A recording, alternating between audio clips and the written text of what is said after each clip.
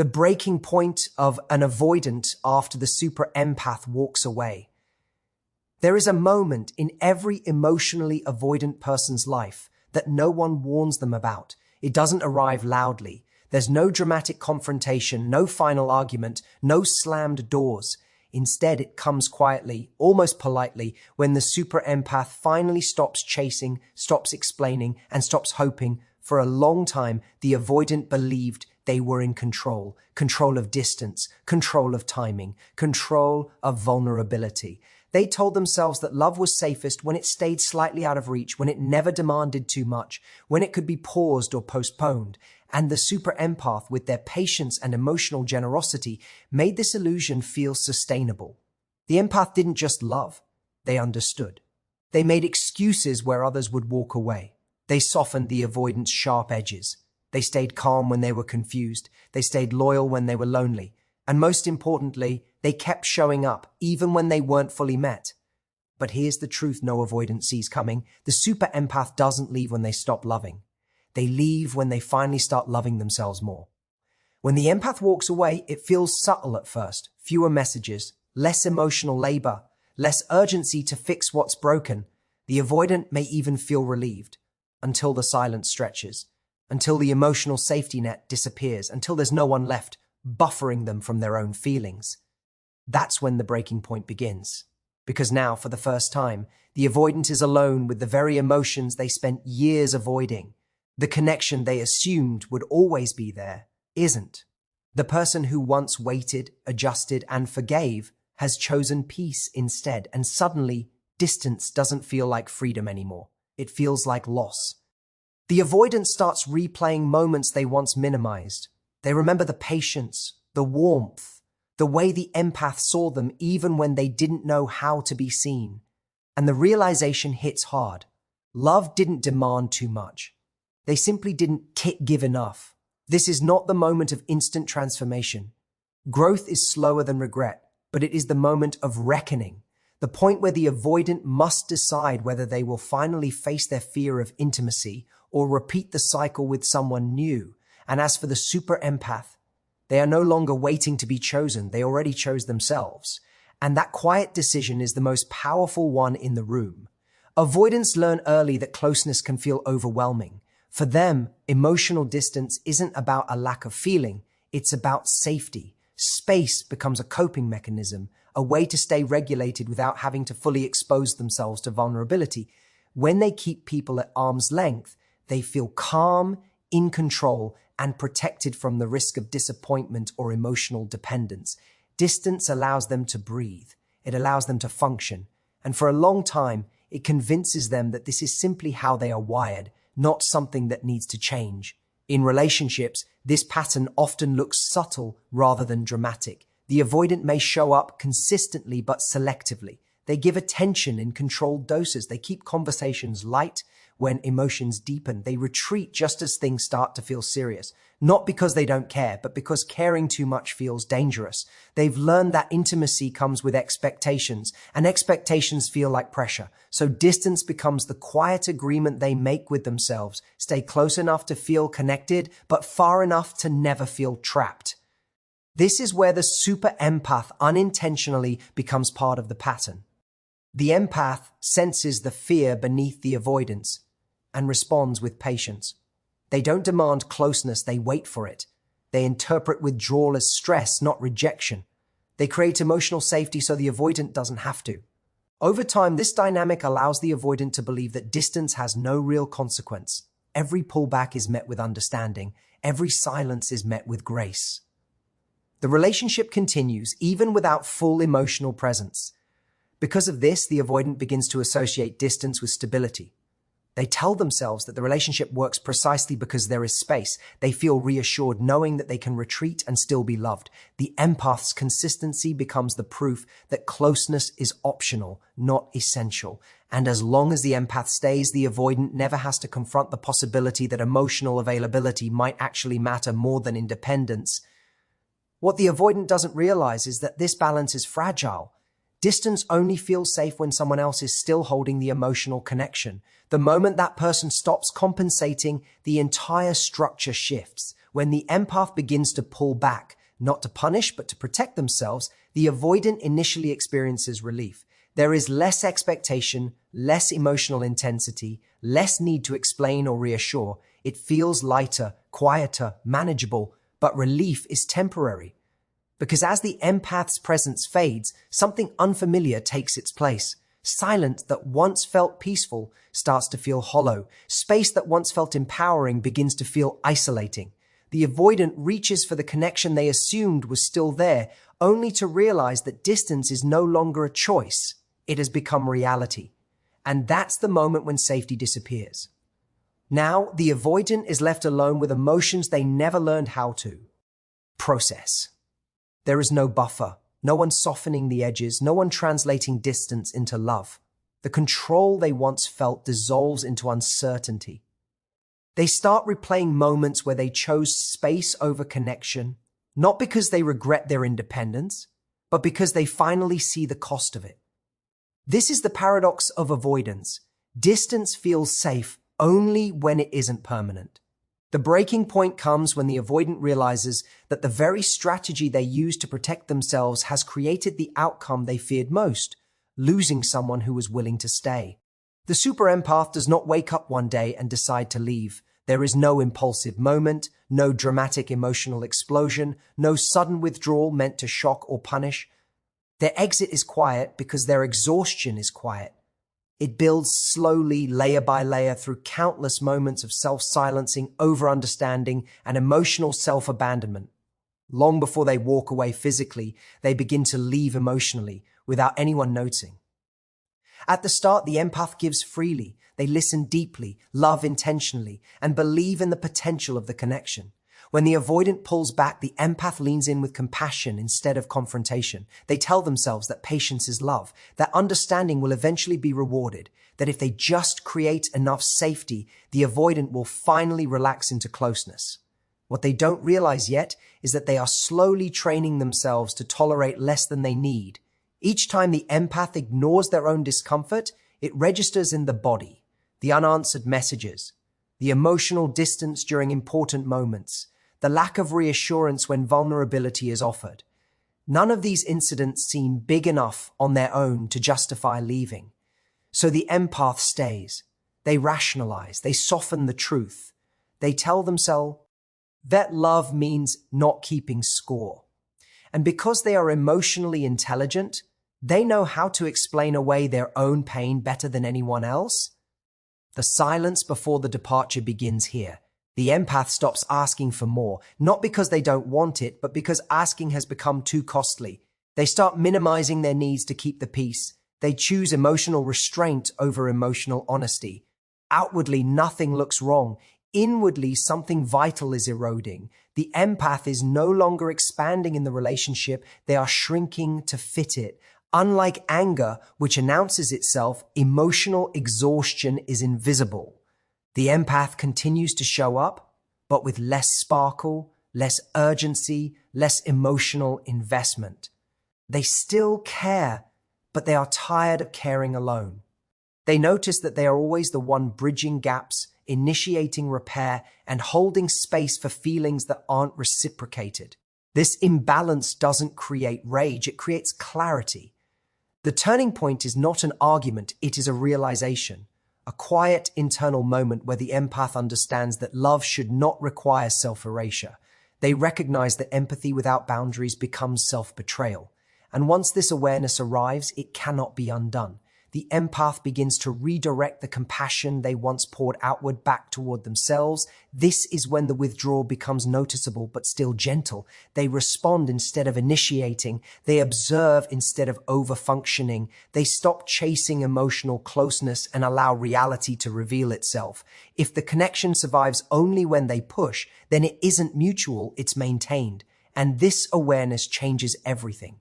To the avoidant, this shift can feel confusing. There was no warning, no ultimatum, no clear breaking point. But in truth, the warning signs were internal. The empath was grieving the relationship while still inside it.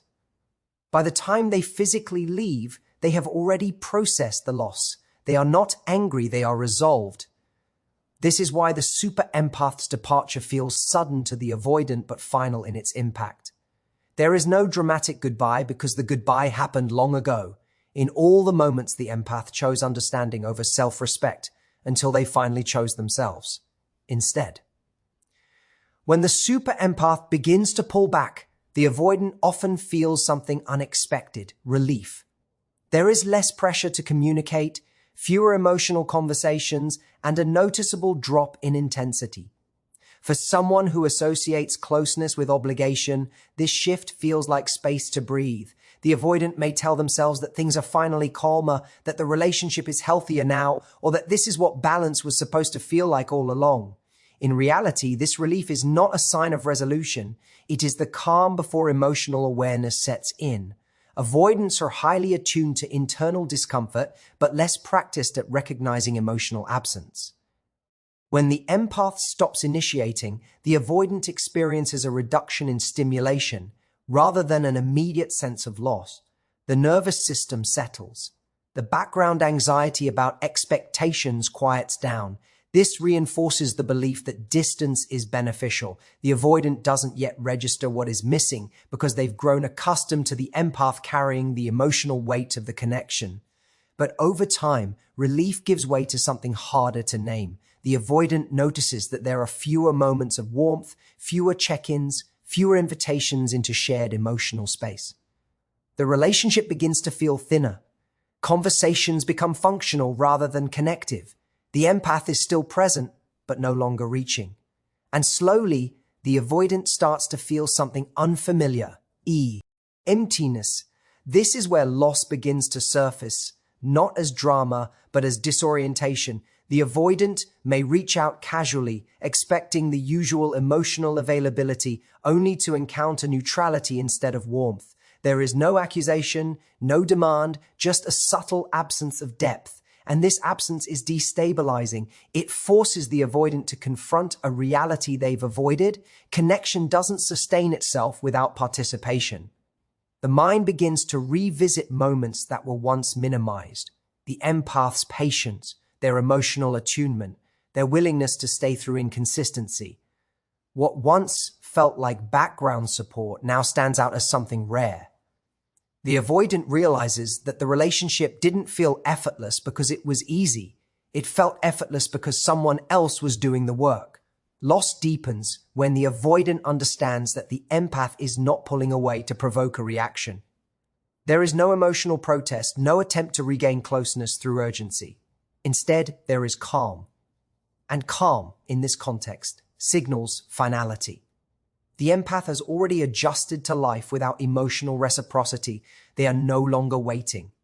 This realization hits differently than anger ever could. Anger would invite repair. Distance combined with peace offers no opening. The avoidant may feel a sudden urge to re-engage, to reconnect, to express feelings that were previously suppressed. But timing matters. What once would have been received with openness is now met with boundaries. The relief that once felt soothing now reveals its cost. The avoidant recognizes that emotional safety came at the expense of emotional depth. And without depth, the relationship loses its meaning. What remains is not freedom, but isolation, a quiet sense that something essential has slipped away. This stage is emotionally confusing because it challenges the avoidant's core belief istem. Distance was supposed to protect them. Independence was supposed to prevent pain. Yet here they are, feeling the ache of absence more intensely than they ever felt the discomfort of closeness. The very strategy that once brought relief has led them into loss. This is the moment when the avoidant's emotional defenses begin to crack.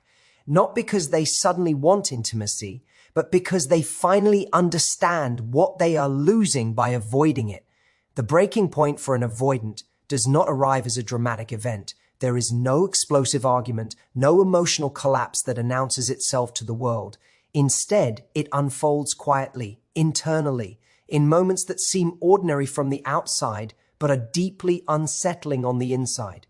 This is because the avoidance crisis is not triggered by something that happens to them, but by something that stops happening for them. For a long time, the avoidant relies on external stability. They may not depend on others emotionally in obvious ways, but they depend on predictability. They trust that the empath will remain steady, forgiving, and emotionally available regardless of distance. This unspoken expectation becomes part of their emotional infrastructure. When that presence changes, there is no immediate alarm, just a subtle sense of imbalance. What makes this breaking point internal is that there is no clear external cause to blame. The empath hasn't attacked, accused, or demanded change. They've simply stepped back. And because there is no visible conflict, the avoidant cannot rationalize their discomfort as drama or misunderstanding. They are forced to sit with it. The unease has nowhere to go but inward. At first, the avoidant may try to restore equilibrium in familiar ways. They distract themselves. They focus on work, routines, or independence. They tell themselves that this is normal, that relationships ebb and flow, that nothing is actually wrong. But the emotional feedback they once received is gone. There is no reassurance in the background, no quiet emotional anchor. And without it, the avoidant begins to feel ungrounded. This is when introspection begins, not as a conscious choice, but as a necessity. The avoidant starts noticing emotional reactions they are not used to feeling so intensely. Restlessness, regret, a vague sense of being unchosen.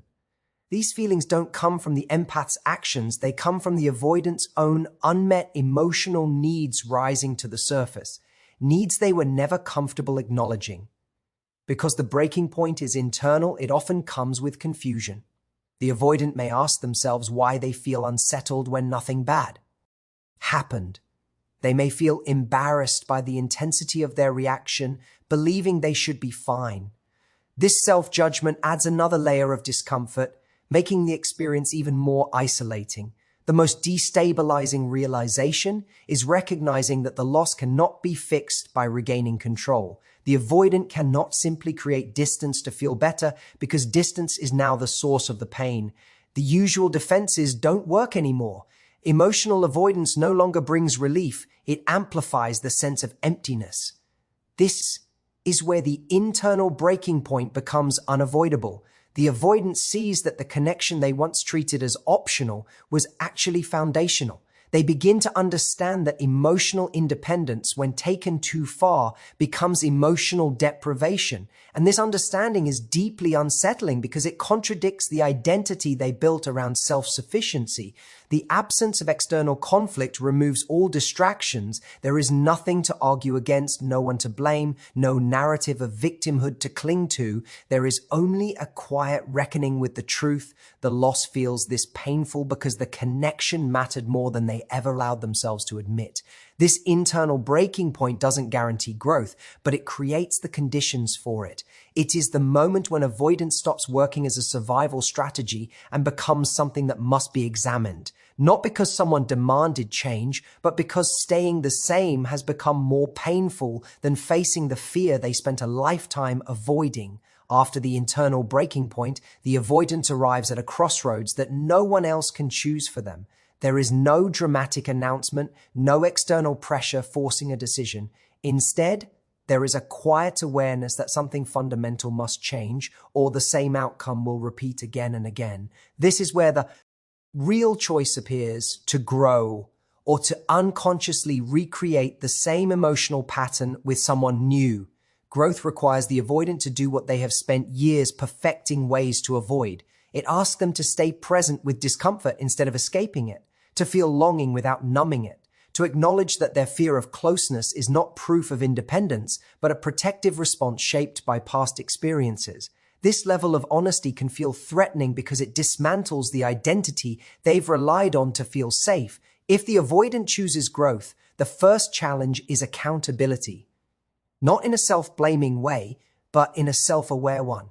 They begin to recognize how their distancing behaviors affected the relationship, how silence, inconsistency, and emotional withdrawal communicated disinterest even when love was present.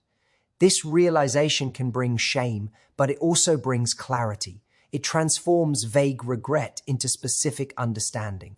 Growth also requires learning emotional skills that were never modeled. The avoidant must practice expressing needs instead of suppressing them, communicating fear instead of disappearing, allowing themselves to be seen without controlling the outcome. These are not overnight changes. They are awkward, uncomfortable, and often clumsy. But they are necessary if the avoidant wants connection without self-betrayal. The alternative path, repetition, feels easier in the short term. Starting fresh with someone new allows the avoidant to reset the story. There is novelty, excitement, and the comforting belief that this time will be different because the person is different. But without inner change, the pattern remains the same. Emotional distance reappears, intimacy triggers withdrawal, and eventually the same complaints surface just in a new voice. Repetition thrives on externalizing the problem. The avoidant may tell themselves that their previous partner was too emotional, too demanding, or too intense. This narrative protects them from discomfort, but it also prevents growth.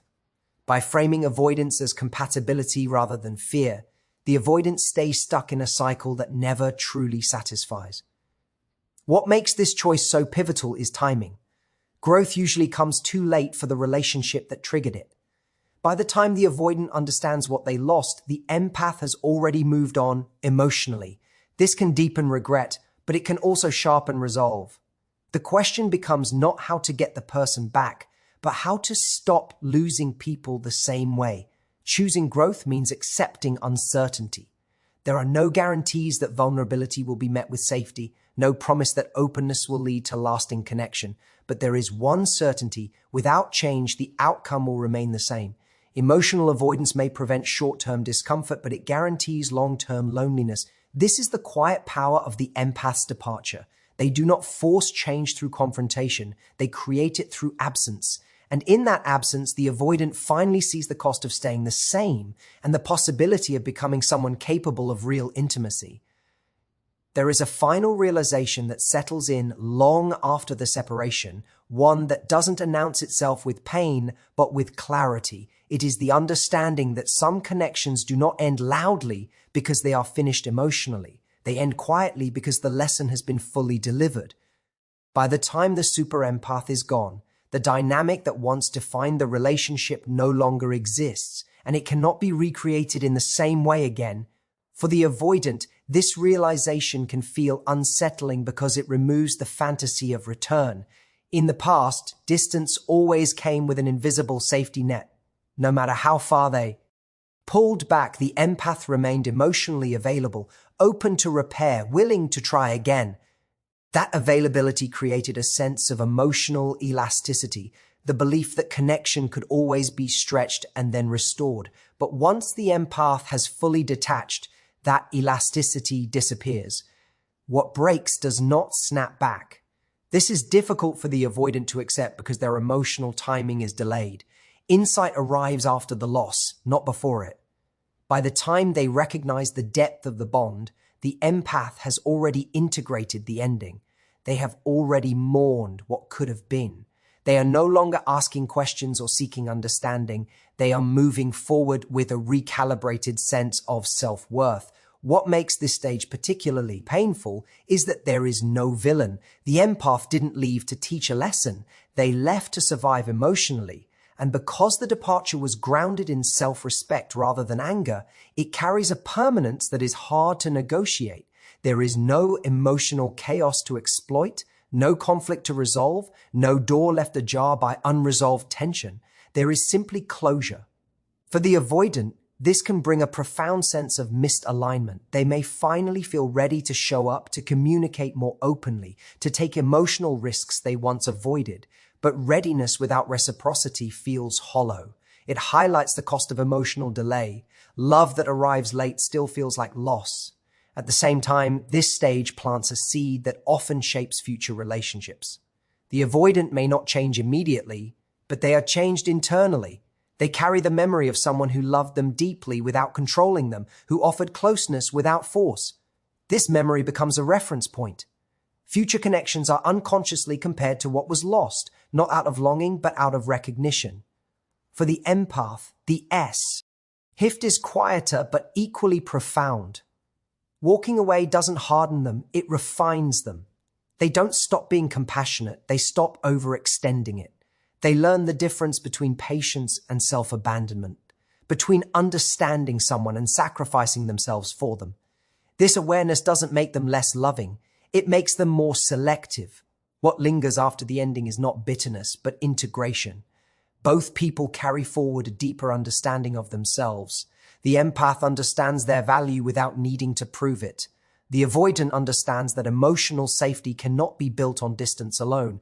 Whether either person acts on these insights is uncertain, but the insight itself cannot be undone. This final keynote is not about reunion or regret. It is about transformation through absence. The connection fulfilled its purpose not by lasting forever, but by revealing truths that could not be seen while it remained intact. And in that sense, the ending is not a failure. It is a turning point that reshapes how love is recognized, chosen, and sustained going forward. In the end, this story is not about blame or loss. It's about awareness. It's about understanding that love cannot survive on distance alone, and that emotional generosity, when unreciprocated, eventually turns inward as self-respect. When the super empath walks away, they don't do so to punish, but to protect their peace. And in that quiet departure, they leave behind a powerful mirror. If this message resonated with you, I invite you to reflect on where you may be choosing comfort over connection or giving more than you receive.